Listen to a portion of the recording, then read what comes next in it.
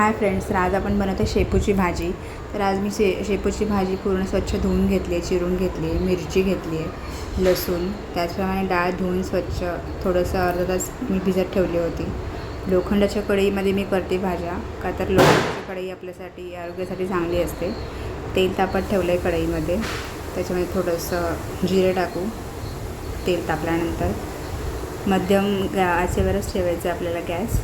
तर जिरे थोडे टाकलेत, थोडंसं तडतडल्यानंतर आपण त्यामध्ये मिरची घालणार आहोत. मिरची तुम्ही चवीनुसार घालू शकता, जास्त तिखट हवे तर तुम्ही वाढवू शकता. मी इकडे 3 मिरच्या घेतलेल्या आहेत आणि बारीक चिरलेला लसूण आहे. त्याच्यामध्ये लसणाची फोडणी दिली तर आपल्या भाज्या छान होतात, त्यामुळे शक्यतो मी लसणाची फोडणी देते. त्यानंतर आपण जी डाळ भिजत घातली होती ती घातली आहे. व्यवस्थित परतून घ्यायचं आहे सगळं, जेणेकरून आपल्या ह्या तेलामध्ये लसणाचा वास येईल.